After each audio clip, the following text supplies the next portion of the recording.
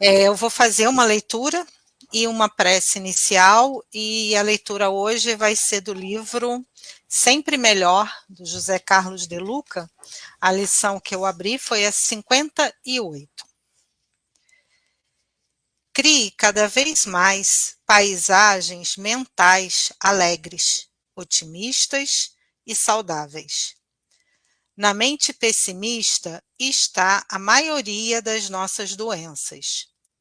A mente pode ser comparada a uma casa. A doença e a saúde são como duas pessoas que gostariam de morar com você e que têm gosto muito diferentes. Ao contrário da saúde, a doença não aprecia casa limpa, arejada, enfeitada, de amor e paz. Existe grande diferença entre ser doente e estar doente. Cuidado com isso. Quem se julga um doente define a própria natureza, algo permanente, e, portanto, com reduzidas chances de mudar. Mas quem está doente revela uma condição momentânea, passageira. Quem permanece, não, desculpa. Quem é permanece. Quem está deixará essa condição a qualquer momento. Jamais pense ou diga, eu sou doente. Diga apenas, eu estou doente. O ambiente que criamos em nossa mente definirá nossas chances de cura ou manutenção da enfermidade. Vamos arejar nossa mente com otimismo, boas conversas, boas companhias, leituras edificantes, música agradável, ideias fraternais e muito bom humor, pois com isso a saúde resistirá conosco. É do livro Médico Jesus. Então, com essa leitura, elevamos o nosso pensamento ao nosso querido Mestre Jesus, aos nossos amigos espirituais da Casa de Oswaldo Cruz, que possamos, neste momento, nos envolver em suas vibrações de amor, de paz e de fraternidade, para que nesta noite, tudo aquilo que a nossa irmã Enir Sattler irá nos apresentar com o seu estudo, possa calar fundo em nossos corações, em nossa alma, para que possamos refletir hoje e durante toda a semana para a melhora da nossa alma, do nosso espírito, e que todos aqueles aqui presentes, encarnados, desencarnados, possam também receber essas energias que vão surgir durante este tempo que estaremos aqui juntos. Agradecemos a oportunidade da tarefa, do trabalho, e que possamos ter uma noite agradável e de muitas reflexões. Obrigado, Mestre Jesus, pelas tuas bênçãos em nossa vida, hoje, agora, todo sempre. Que assim seja. Obrigado. Então, Enir, a palavra é sua, que todos tenham uma boa noite e já já nos encontramos novamente. Ok, Patrícia, obrigada, boa noite a todos, amigos, irmãos aí presentes. Essa noite nós vamos conversar um pouco sobre a parábola da semente. A parábola da semente não deve ser confundida com a parábola do semeador. São duas parábolas que são distintas entre si. Na parábola do semeador, que é uma parábola que ocorre um pouco antes dessa parábola da semente, que é proferida tão somente no Evangelho de Marcos, aliás, essa parábola é exclusiva dele, está em Marcos, capítulo 4, versículo 26 a 29. O que antecede essa parábola exclusiva de Marcos é justamente a parábola do semeador, que foi proferida em conjunto com uma série de outras parábolas que são intituladas por parábolas do reino de Deus ou parábolas da autoconsciência. Essas 7 parábolas que vêm, que antecede e que faz parte a parábola do semeador, ela está contida no Evangelho de Mateus, e elas têm por finalidade explicar para o povo daquela época o que representa, o que era o reino dos céus. Que para eles, naquela época, isso não estava assim muito entendido, eles não compreendiam com perfeição o que representava o reino dos céus. Eles não sabiam se o reino dos céus era uma localidade geográfica ou se era um local que nós iríamos no pós-morte. Então, o que faz Jesus? Ele profere, isso está no Evangelho de Mateus, tá, gente? Ele profere uma série de 7 parábolas, chamada de parábolas do reino, onde ele vai tentar, exemplificando de várias maneiras, o que representa o reino dos céus. Então, essa parábola da noite, que é a parábola da semente, que é exclusiva do Evangelho de Marcos, ela vem logo após a narração da parábola do semeador, em que a gente sabe que na parábola do semeador, Jesus é o semeador que semeia nos diversos terrenos, à beira do caminho, no terreno que tem muitas pedras, entre os espinheiros, e só finalmente, no final, a semente cai em boa terra e multiplica-se. Então, essa parábola do semeador, ela vai ter como personagem principal nosso Senhor Jesus Cristo, que vai estar informando para todos nós que ele semeou em vários níveis de consciência, ou seja, ele professou, ele falou, ele ensinou para vários níveis de consciência, mas ele sabe que a semente caiu em terras diferentes, em níveis de consciências diferentes.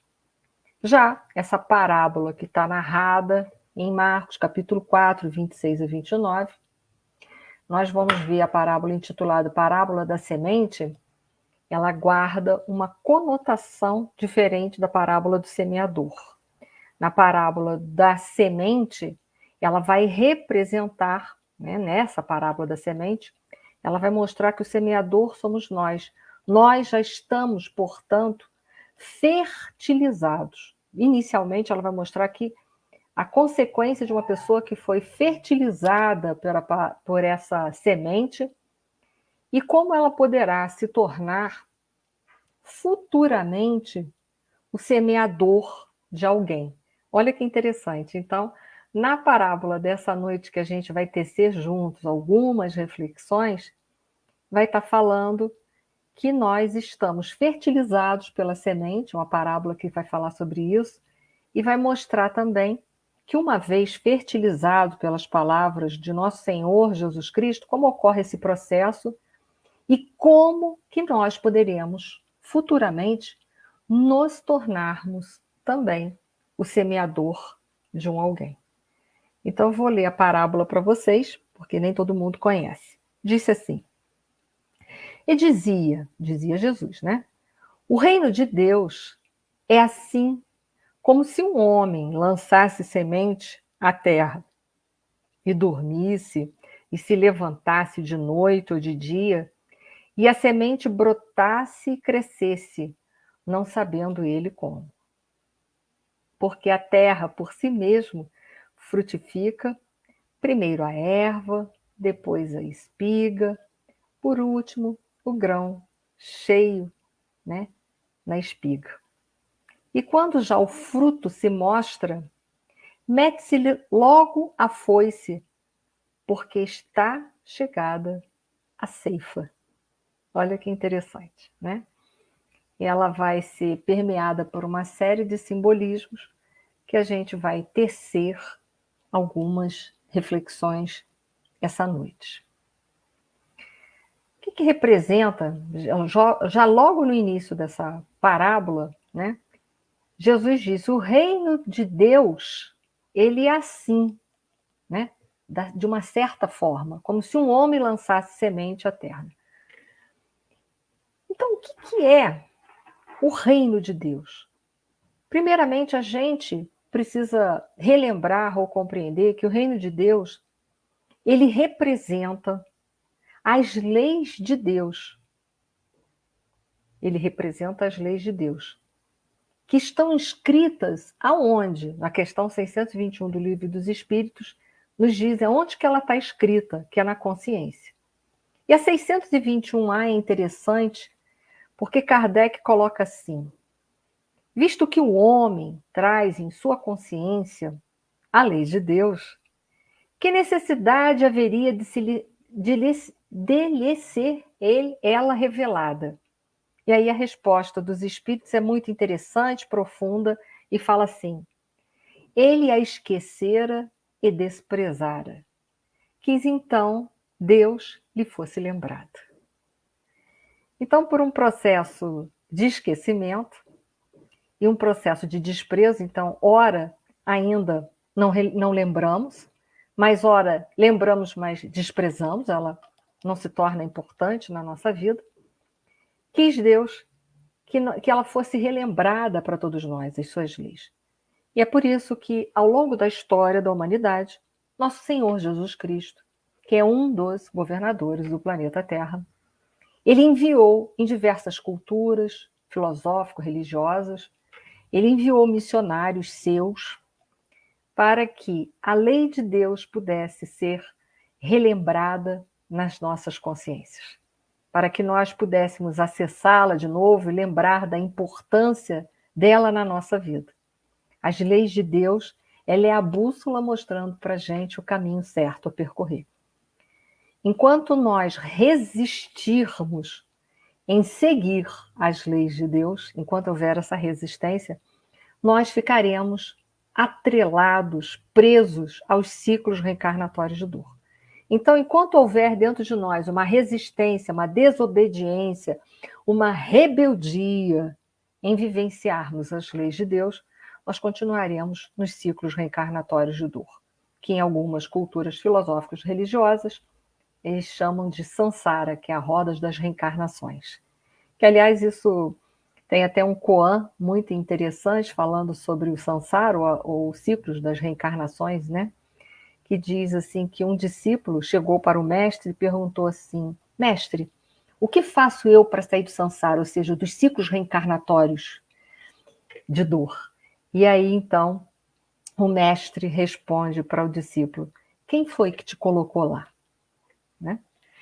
Então, depende de nós essa busca de encontrar dentro de nós as leis que estão escritas e seguir essa bússola, seguir essa direção. Se nós seguirmos, nós entraremos novamente no reino de Deus, que está aguardando todos nós em algum momento. Esse reino de Deus é para todos, ele não é uma localização geográfica, é uma vivência das leis, é uma busca em chegar até lá. Né? Precisamos viver as leis para poder penetrarmos no reino de Deus. Então, depende de cada um de nós essa busca, essa vontade. E a gente sabe que na doutrina dos espíritos ensina-se que para começarmos a penetrar nessas leis de Deus é preciso o autoconhecimento e a reforma íntima. É o momento em que a gente, então, começa a se conhecer e vai deixando de lado a nossa rebeldia, a nossa violência interna e vivendo as leis de Deus. E a parábola diz que o reino de Deus, que ele faz uma comparação, é assim como se um homem lançasse semente à terra. Né? É dessa forma, é dessa maneira. É como se um homem lançasse a semente na terra. Quem é esse homem? Né? Esse homem, desse simbolismo dessa parábola, ele está representando um processo. O homem é aquele que acolhe a semente. Mas a partir do momento em que nós acolhemos a semente, nós temos que preparar, dar condições para que essa semente ela se desenvolva. Então é importante isso. Um homem é um homem que esteja realmente com vontade, com a sua vontade dirigida em acolher a semente. Esse é um homem. Então não é um homem qualquer. É um homem que deseja acolher a semente. Então é um homem que deseja ser fertilizado no solo da sua consciência por essa sementeira, por essa semente que representa as leis de Deus. Então não é um homem qualquer, que nós convivemos com muitos homens que não estão nem um pouco interessados em vivenciar a lei de Deus, que está embasada na lei, que é embasada na lei de justiça, amor e caridade, cujas bases é o amor e a caridade. A gente sabe que não são todos os homens que querem serem fertilizados por essa lei. Então, não é um homem qualquer, é um homem que deseja ser fertilizado por uma semente. O que representa a terra? A terra, sem sombra de dúvida, essa terra que está ali, ela vai representar o nosso íntimo, a nossa consciência, como a gente disse. Mas, antes, o que antecede isso é a expressão do nosso livre-arbítrio. Porque sem a vontade, a gente não vai acolher essa semente. Porque Jesus já lançou essa semente há mais de 2000 anos no nosso planeta. Então, esse homem, ele tem que estar disposto, como eu disse, ele tem que ter a vontade, o livre-arbítrio de quê? De acolher dentro de si a sua semente. Então, ele tem que estar interessado, usar a sua liberdade de expressão, a sua liberdade de consciência, de acolher essa semente dentro dele. Então, a gente já vai vendo que essa terra, o primeiro preparo que eu preciso fazer na terra da minha consciência é desejar ardentemente receber essa semente, essa palavra de vida eterna. E a gente sabe que uma semente comum, ela precisa de condições para ela poder se desenvolver. Ela precisa de uma terra boa, ela precisa receber luz, ela precisa receber calor, ela precisa receber água. Então essa terra ela precisa ser preparada. Há uma necessidade urgente da gente de ir despertando a nossa consciência, porque a terra é a consciência. Então eu preciso ir despertando, ter a vontade sincera, a abertura de entender e, ao mesmo tempo, vivenciar essa semente dentro de mim. Porque não é só acolher a semente dentro de mim.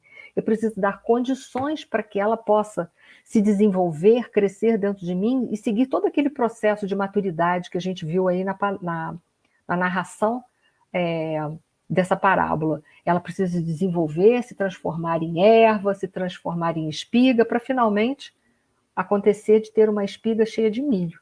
Então existe todo um preparo no terreno da minha consciência. Então eu vou precisar de luz e calor.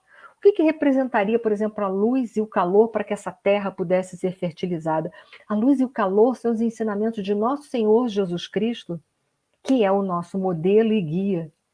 Aí ele precisa estar presente ali. Para quê? Para fortalecer o nosso terreno. Ele é que vai nos iluminar, nos fortalecer, para que essa semente tenha condições de despertamento, de despertar, de se desenvolver. A terra também precisa de água. A água do entendimento, da verdade, da busca, da sabedoria. Então existe todo um processo envolvido, mas quem vai manter, vai dar condições essenciais para a gente é a palavra de nosso Senhor Jesus Cristo, que é o nosso modelo e guia, para que esse terreno possa ter condições, subsídios para acolher e desenvolver. Acolher é por nossa conta, mas o desenvolvimento é buscar nos ensinamentos de nosso Senhor Jesus Cristo condições para que ela possa se desenvolver. Então, a luz, o calor, a água é a nossa busca através de nosso Senhor Jesus Cristo, procurando aprender e vivenciar todos os seus ensinamentos. Então é interessante essa parábola, né? Então essa parábola, se ela está falando da minha livre vontade de acolher a semente, da minha liberdade de escolhas, de atitude, de comportamento, então, se eu primeiro acolhi e vou buscar em nosso Senhor Jesus Cristo todas as condições para que o terreno da minha consciência ofereça a essa semente os nutrientes que ela precisa para se desenvolver, essa parábola está implícita nela que ela está falando do progresso. É claro que ela está falando do progresso. Do que progresso? Do nosso progresso individual. Mas só do nosso progresso individual? Não. Porque quando a gente evolui individualmente, a gente também ajuda a coletividade. Se inicialmente a gente precisa ser fertilizado, modificado, mas posteriormente a gente contribui com o progresso social. Então a gente foi buscar de novo, para reforçar esses princípios da lei de progresso, a gente foi buscar lá no Livro dos Espíritos, precisamente na questão 779, onde Kardec pergunta assim: a força para progredir áurea o homem em si mesmo ou o progresso é apenas fruto de um ensinamento? Resposta: o homem se desenvolve por si mesmo, naturalmente, mas nem todos progridem simultaneamente e do mesmo modo. Dá-se, então, que os mais adiantados auxiliam o progresso dos outros por meio do contato social. Então, a gente vê que, inicialmente, tem que ser uma busca nossa, porque os espíritos falam, o homem se desenvolve por si mesmo, através da sua livre vontade, da sua direção, do seu desejo sincero em evoluir. A gente sabe que ele sozinho, ele vai progredir, mas num passo muito mais lento. Porém, se ele está em contato com almas, com espíritos mais evoluídos, ele consegue alavancar mais rapidamente esse progresso.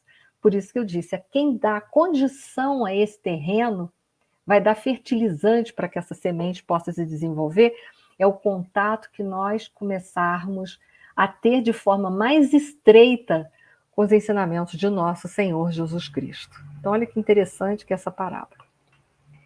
Então, esse reino dos céus, que é comparado a esse homem que lança, né, uma semente à terra, a gente sabe perfeitamente, né, que a semente, ela traz em si todo o potencial. Numa semente, a gente tem um potencial de uma árvore, o potencial. Ali tem um potencial. Mas ela precisa das condições do terreno para que ela, então, recebendo os nutrientes do terreno e a luz solar, ela possa, então, através da potencialidade que encerra dentro de uma semente, ela se desenvolver. Foi o que a gente falou, a gente precisa do contato com os bons. Quem é o nosso modelo e guia? É nosso Senhor Jesus Cristo. Então, o reino dos céus é comparado a essa semente que foi lançada à terra. Então, a semente que foi lançada à terra, ela representa as leis de Deus que foram acolhidas em nosso coração e agora, através dos ensinamentos de Jesus, a gente está procurando dar condições para esse potencial dessa semente brotar dentro de nós e ocorrer todo um processo. Então a gente vai ver que a busca, o retorno ao reino de Deus, a vivência desse reino de Deus, ela vai sendo estabelecida através de ciclos, a gente vai ver isso. É preciso que a gente vivencie ciclos. E aí a gente vai entrar agora nos ciclos que está sendo proposto nessa semente dentro da gente. A semente já entrou no nosso terreno, na nossa consciência, as leis de Deus, por uma livre vontade nossa. Jesus está nos dando os subsídios para desenvolvê-la. Mas vamos lá. E aí a parábola vai dizer para a gente que essa semente ela vai se desenvolver através de ciclos. Então, guardem aí que daqui a pouco a gente vai entrar nos ciclos.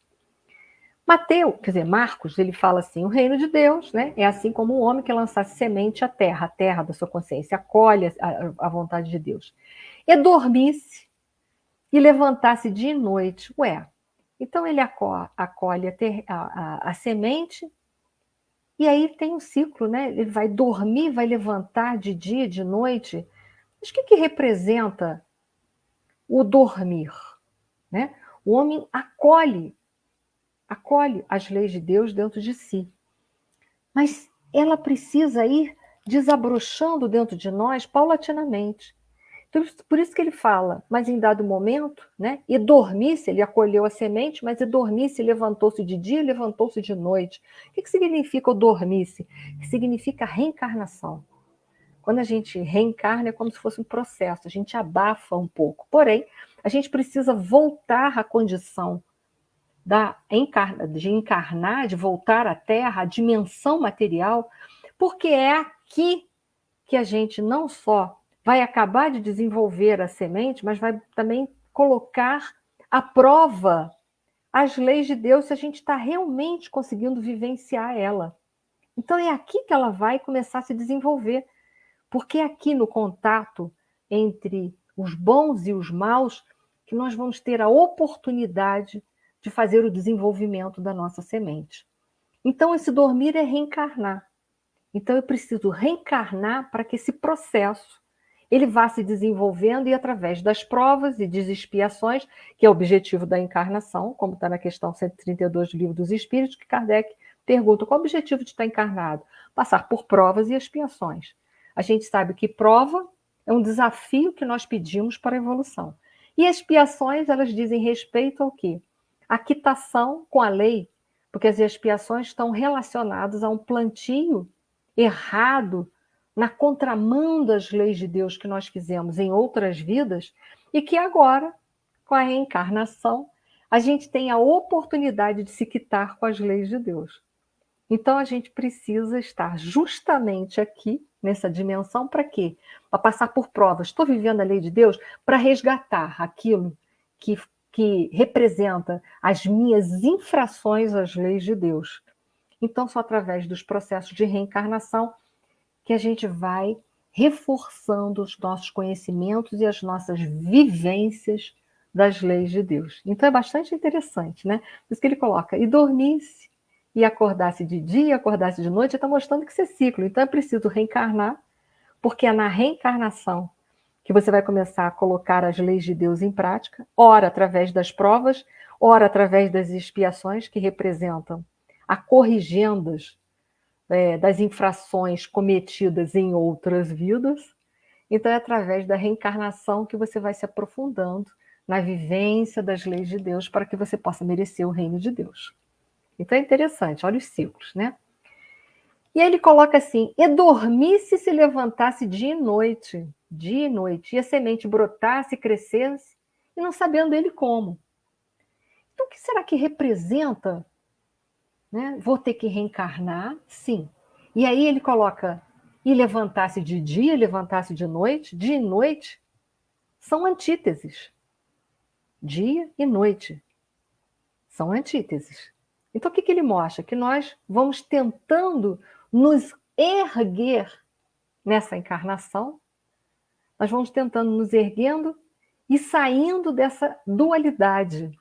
Então é através da reencarnação que nós vamos saindo da ilusão da dualidade, porque é nosso despertamento de consciência inicial se dá o processo da oposição, da dualidade. Isso está lá no Evangelho segundo o Espiritismo, no capítulo 3, Há Muitas Moradas na Casa de Meu Pai. Lá informa que inicialmente a gente precisa dos contrastes para o despertamento da nossa consciência. Porém, a dualidade é uma ilusão, porque existe o bem e o mal. Não, nós sabemos pela própria doutrina espírita que o mal é a ausência do bem. Mas a nossa consciência é despertada através de um processo de dualidade. Porque o nosso mundo é um mundo de dualidade. É um mundo em que tem dias e noites, tem as coisas boas e as coisas ruins, tem a saúde e a doença, que foi a mensagem inicial que a Patrícia leu para a gente. E nós precisamos sair desse processo de dualidade. Então, a gente reencarna para sair da consciência de dualidade, essa consciência de ilusão. Isso é muito retratado, para quem quiser se aprofundar, na série psicológica da Joana de Ângeles, por exemplo, onde ela fala muito da nossa consciência egóica, que é uma consciência de dualidade. Então, a parábola da semente vai estar falando justamente isso. Essa semente foi lançada no solo das nossas consciências, nós precisamos dos fertilizantes, que são as palavras de Jesus, mas para que ela possa verdadeiramente se desenvolver realmente, nós vamos precisar passar por provas e expiações na dimensão da matéria. E dentro dessa dimensão da matéria, nós vamos estar vivendo, dentro dessa dimensão, uma consciência de dualidade, uma consciência de oposição, de antíteses, noite e dia, claro e escuro, certo, errado, o bem e o mal. Porém, a gente precisa sair disso? Sim. Por quê? Por que nós precisamos sair disso? porque as leis de Deus não são polarizadas. Nas leis de Deus só existe o bem, como a gente vê lá na Gênesis, quando diz que o mal é a ausência do bem. Então nós precisamos sair dessa polarização da nossa consciência, que é trabalhado muito nas obras de Joana de Ângeles, a nossa consciência egóica, que é uma consciência polarizada. Quando a gente pensa em polarização, a gente pensa em oposições. Então, o bem e o mal. Não existe bem e mal, só existe o bem. Mas a gente sabe que a consciência polarizada, ela vai nos levar justamente para as extremidades. A consciência polarizada nos leva para as extremidades. Então, vou dar um exemplo para vocês, para ficar mais prático e, ao mesmo tempo, ficar mais fácil para o nível de entendimento. Vamos colocar coisas polarizadas, diferenciadas. Vamos pensar em pessoas submissas e pessoas dominadoras. Como sair dessa consciência, dessa polarização, dessas extremidades? Não sendo submisso, nem sendo dominador. Como eu posso sair desse processo de extremidades? Vivendo o caminho do meio, que é o caminho do amor que te eleva. Nem submisso e nem dominação. Nem eu deixo as pessoas coordenarem a minha vida, direcionar a minha vida no processo de submissão, nem eu, através de um processo de dominação, tento dominar e dirigir a vida de ninguém. Qual é o caminho do meio? O caminho da autonomia. Eu cuido da minha vida, me responsabilizo pela minha própria felicidade, pela minha própria direção. Eu sou dona da minha vida, eu sou responsável por o que está na minha vida de bom e de ruim. Eu crio um processo de autonomia. Essa é uma proposta de saída de uma consciência polarizada. Então, a proposta dessa semente é também essa, porque ela diz: e acorda de dia e acorda de noite, né? Levanta-se, ele coloca, e levanta-se de dia, levanta-se de noite. Tá, levanto da noite. Quando é que eu estou na noite? Na noite é o momento em que eu estou com a minha consciência polarizada, eu vivo os extremos. E quando eu estou de dia, a consciência é que eu consigo viver do bem. Mas eu preciso viver esse momento até eu entender com profundidade que só existe o bem, que o mal é uma ilusão. Então eu vou vivendo nessas polarizações até sair e compreendendo que as leis de Deus são leis de amor, as leis de Deus não são polarizadas. Então a parábola da semente, ela vai estar falando também sobre isso, olha que interessante. E dormir, se reencorna e vive numa dimensão que é polarizada, uma dimensão de polarização do bem e do mal, mas só existe o bem. O mal é que nos leva para os extremos, e aí eu dei um exemplo. A submissão e a dominação são coisas extremistas, são situações de privação ou situações de excesso. Como eu saio dessa polarização, desse jogo? Dentro desse exemplo, seguindo a autonomia. Eu sou autônoma, eu sou responsável pela minha vida. Saúde e doenças são da minha responsabilidade. Se eu estou doente, está relacionado ao meu comportamento. O que em mim eu preciso mudar? O que em mim está na contramão das leis de Deus e precisa entrar nos trilhos, na direção das leis de Deus para que a cura venha. Então é interessante, né? A parábola deixa implicitamente essa condição de polarização. É muito interessante. Eu não sei se vocês querem fazer alguma pergunta aí, se tiverem, aproveitam. Vamos lá. Então, e dormisse e se levantasse de dia e de noite, até que um dia, um belo dia, a semente vai brotar, mas ela vai brotar, né, na medida em que eu vou saindo dessa polarização e compreendendo as leis de Deus. Então, vamos dar um outro exemplo de polarização? Nem alegria e nem tristeza, ou melhor, nem euforia e nem tristeza. Porque euforia não é felicidade, eu não sei se vocês sabem, né? Mas é um estado de extremos da nossa alma. Então, nem euforia e nem tristeza. Qual o caminho do meio? O caminho do meio encontrará a felicidade. Como eu posso ser feliz? Entendendo e aceitando as leis de Deus na minha vida, vivendo a minha própria vida dentro do meu próprio contexto existencial. É interessante que a gente acha que vai encontrar a felicidade em coisas externas, Mas a felicidade, ela não está externa, ela não depende de uma condição externa. Não depende de eu ser rica e nem depende também de eu ser pobre. Não é nem uma condição de riqueza e nem uma condição de pobreza. A felicidade, ela é uma condição de aceitação do contexto da vida. O que é aceitação do contexto da vida? Se hoje eu levantei e estou passando por tal situação, qual é a mensagem que eu posso tirar dela? Eu posso tirar essa e essa mensagem. Então, esse é o contexto. Aprendi, a vida passa. Quando a gente não aprende, a lição retorna.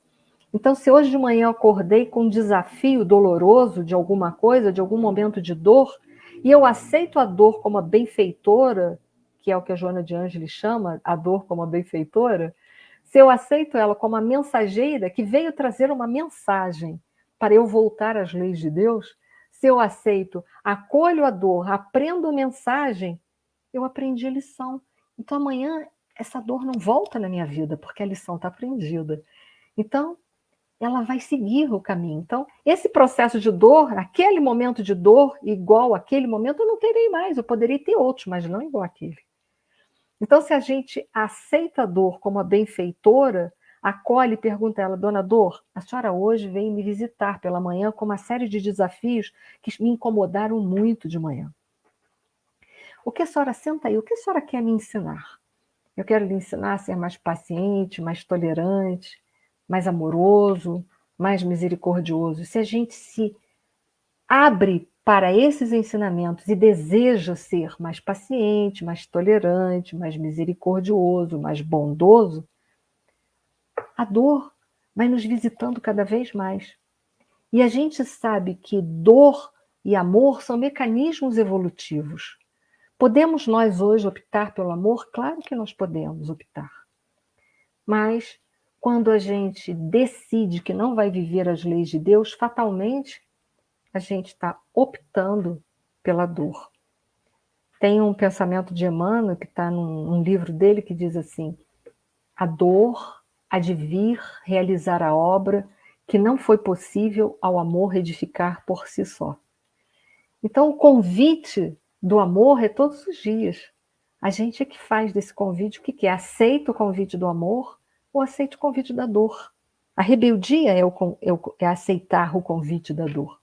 Quando eu aceito as leis de Deus e tento fazer o melhor, eu estou acolhendo o convite do amor na minha vida. Então, nós precisamos sair, né? A parábola diz que a gente acorda de dia e acorda de noite, dentro desse processo reencarnatório. À noite, quando eu estou vivendo essa consciência polarizada que me joga para essas extremidades. Então, nem euforia, nem tristeza, mas a felicidade, que é a aceitação da vida, como ela se apresenta, é retirando daquele momento um ensinamento para que o processo possa seguir adiante. Então, saindo das extremidades, nem submissão, nem dominação, nem eu me submeto a ninguém, nem deixo ninguém decidir a minha vida, nem eu decido a vida de ninguém, mas eu mesma direciono a minha própria vida, eu tenho autonomia. E aí a gente poderia dar outras colocações, né? Nem a indiferença, nem os ciúmes, né? Ou a inveja, nem a indiferença, nem a inveja. Aliás, eu costumo falar que a inveja é admiração disfarçada. E é verdade. Então, nem indiferença, nem inveja, mas sim reconhecimento, afetuosidade pela pessoa. Reconhecer que há pessoas que são muito talentosas em muitas coisas que eu não sou. Mas eu não preciso invejar, eu posso admirar, me aproximar, aprender com aqueles que já estão no caminho mais à frente. Então, a gente vai vendo que a gente precisa sair dessa consciência, e a parábola está falando isso, sai dessa consciência polarizada que te joga para os extremos. Né? Vamos dar um outro exemplo de coisas extremas, desinteresses e egoísmo, nem é mostrar-se desinteressado pelas coisas, como se o mundo não nos interessasse em nada, as coisas materiais não tivessem importância, e nem ter o apego do egoísmo, mas sim estar no caminho do meio. Estou aqui, estou usufruindo, é momentâneo, é importante, mas não estou apegado a nada, não possuo nada, porque sei que aquilo que eu possuo também me possui. Então, sem apegos, mas apenas se utilizando da matéria como um instrumento para sair dos ciclos reencarnatórios de dor, para sair dessa consciência de dualidade. Eu estou dando aí alguns exemplos para vocês, eu sei que é um assunto filosófico, um pouco difícil, mas que é importante para a gente ir despertando. Então a parábola, ela prossegue, né? E dormisse, se levantasse de dia e de noite, a gente já viu, saindo desse processo de polarização, porque as leis de Deus não são polarizadas, só o bem que existe, né? E a semente brotasse, diz lá, e crescesse, não sabendo ele como. Por que ele não sabe ainda como? Porque ele ainda não tem ainda o conhecimento de todas as coisas, o progresso vai se fazendo nele, mas inicialmente ele não tem uma percepção profunda de como esse processo vai se dando dentro dele. Mas aos poucos, ele vai compreendendo as leis de Deus e compreendendo esse processo cada vez mais com profundidade. É assim a nossa vida. E aí a parábola de Lucas, de Marcos, ele continua. Porque a terra por si mesmo, quando a gente acolhe a semente e coloca Jesus como fertilizante, o mantenedor, aquele que vai me dar suprimentos, vai me dar condições para o desenvolvimento da semente, ele diz, porque a terra por si mesmo frutifica. Primeiro, dentro de um processo, primeiro a erva, depois a espiga e, por último, o grão cheinho de milho, né? A espiga cheinha de milhos. Eu vou dar duas interpretações para esse ciclo que ele colocou: ervas, espigas e a espiga cheia de grãos de milhos. Quando está na erva, foi o primeiro processo, a gente tomou consciência das leis de Deus. O processo do aprendizado é assim, ele se dá. Eu tomo conhecimento das leis de Deus. Naquele instante, né, há um desenvolvimento da planta em erva. A semente se desenvolve em erva, melhor dizendo. Mas ele diz, depois ela se torna espiga. Quando é espiga? Quando verdadeiramente ela está tão introjetada dentro de mim, eu tomei o conhecimento, ela está tão introjetada, os ensinamentos estão tão introjetados dentro de mim, não é só porque eu tomei conhecimento, eu sei, mas eu vivo esses ensinamentos. Então é a hora que a espiga vai dar. A espiga vai surgir. A espiga, né? Que significa a flor, a florescência, né? Dessa planta, desse processo que é a espiga, que é o milho. Né? O milho vai florescer em espiga, para finalmente ele dar o fruto que é a espiga cheia de grão. Então, esse processo de enflorescimento que se dá dentro de mim, quando eu introjeto as verdades que eu recebi de nosso Senhor Jesus Cristo, introjeto é viver, eu estou vivendo interiormente a mensagem de Jesus, o que ele deixou para mim há mais de 2000 anos. E aí ele diz, finalmente a espiga vai dar os milhos. O que é o milho? O que é a espiga cheia de grãos, né? Cheia de grãos de milho? É quando verdadeiramente essa verdade que está dentro de mim, fazendo todo um processo de modificação, de retirando o homem velho, fazendo surgir um novo homem, essas verdades começam a sair de mim através de exemplos, de vivências na sociedade. E aí é a hora que eu vou dar frutos, é a hora que eu vou projetar, que eu vou promover os frutos, que é a espiga cheia de grão. Então é a hora que eu vou poder alimentar outras pessoas, porque o fruto de uma planta significa o potencial de alimento. Então é a hora que os ensinamentos estão saindo, é a hora que eu vou poder levar essas verdades para fora de mim.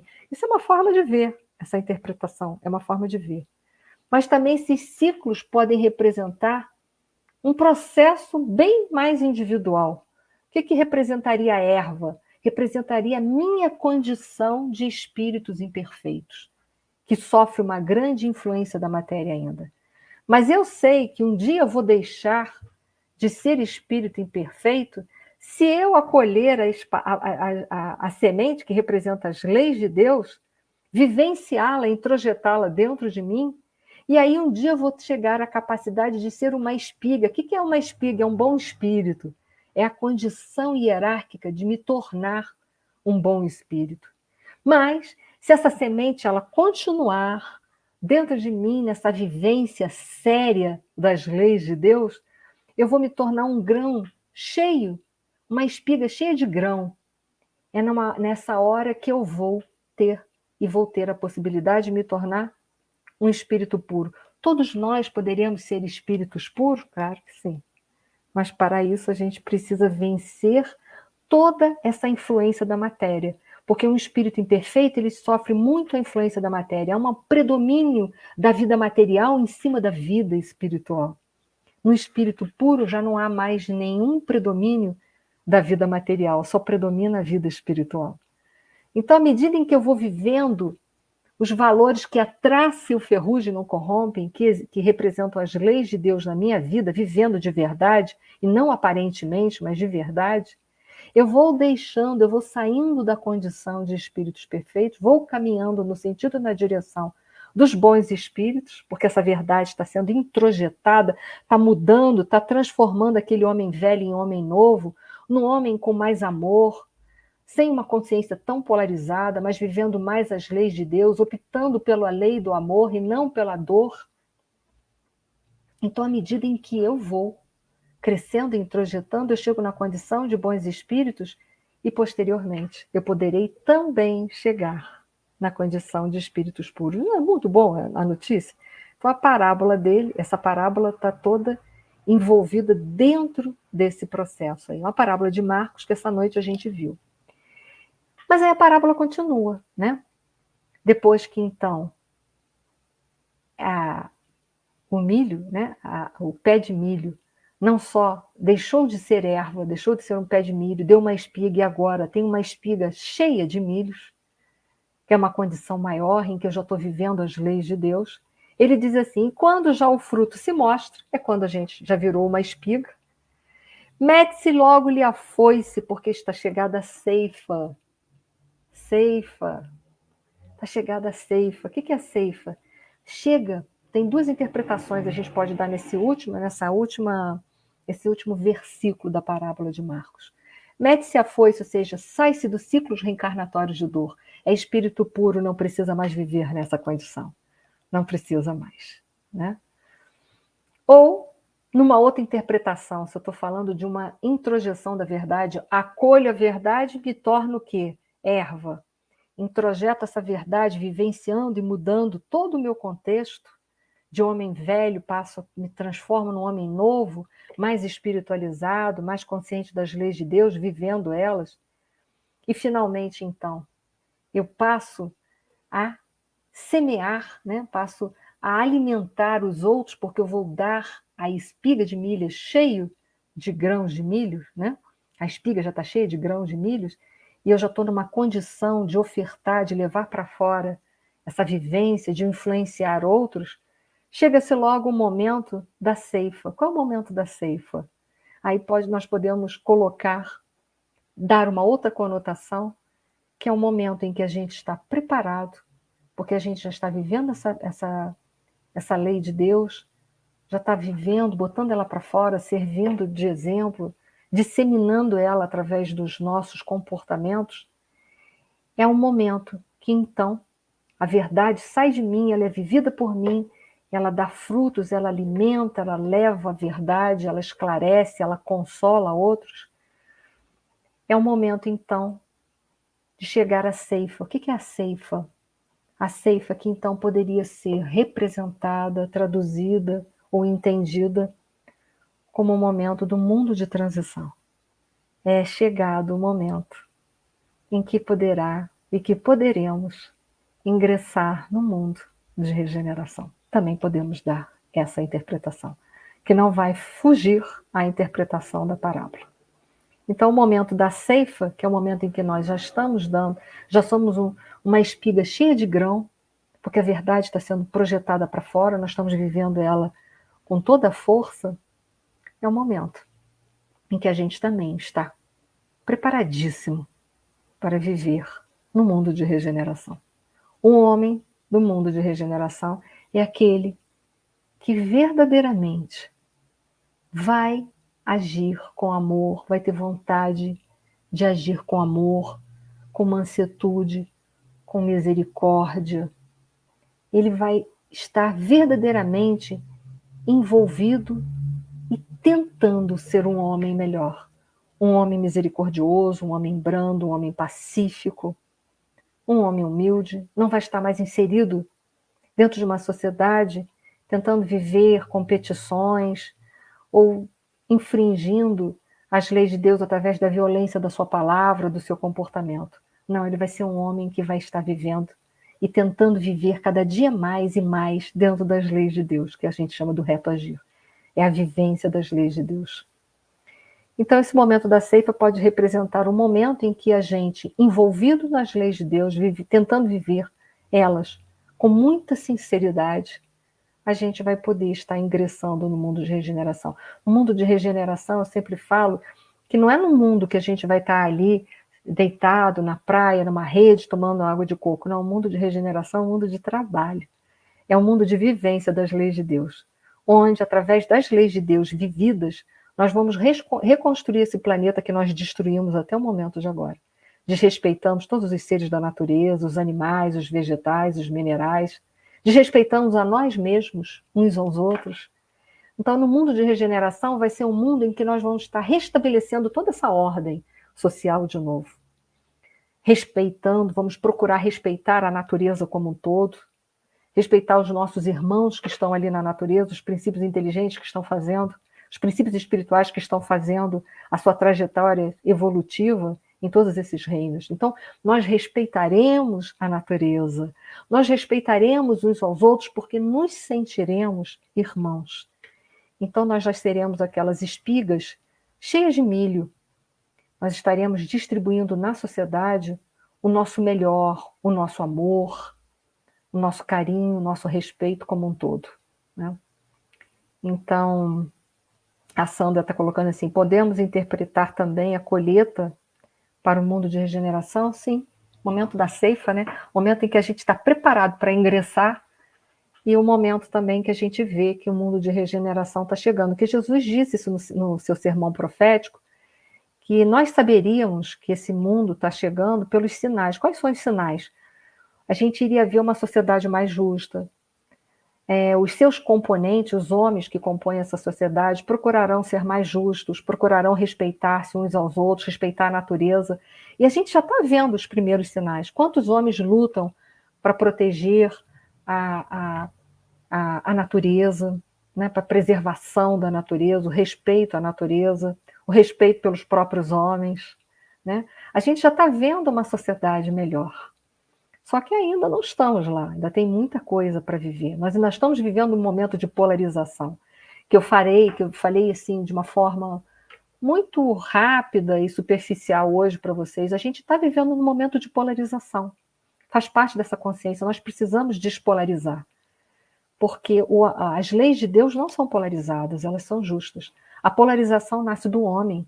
Ela é reforçada pelo homem através de comportamentos e de atitudes, como eu citei alguns exemplos aqui essa noite. Enquanto a gente não sair dessa polarização de ideias, nós vamos estar em verdadeiras guerras. São os duelos da atualidade. No passado, a gente duelava com armas e se matava. Hoje, a gente se duela com ideologias, com pensamentos, com retóricas, com discursos embasados em mentiras, em violências. Então, hoje a sociedade está nesse momento. Esse é o momento de polarização que nós precisamos sair. Eu hoje só dei alguns exemplos, né? Mas existem muito mais coisas para serem faladas sobre isso. Então, essa parábola dessa noite foi só um momento de reflexão para cada um de nós. Tá? Então, que nós possamos acolher esse grão, despolarizar e viver verdadeiramente dentro de uma sociedade melhor, que vai ser construída por cada um de nós, através dos nossos comportamentos modificados. Era isso. Uma boa noite para todos, obrigada. Obrigada, Patrícia, obrigada a todos que ficaram até agora aqui com a gente, né? Com certeza. Só agradecer, né? Eu sempre, todo domingo que eu estou aqui, eu falo que é muito bom a gente fazer essas reflexões no domingo à noite, porque hoje começa a semana, né? Então a gente já começa com reflexões para que a gente possa realmente buscar essa modificação interior que tanto o mundo precisa, né? Porque não adianta a gente desejar um mundo melhor se a gente não se melhorar. Isso não vai ser possível, porque essa construção é feita por nós mesmos, né? Esse é o nosso trabalho.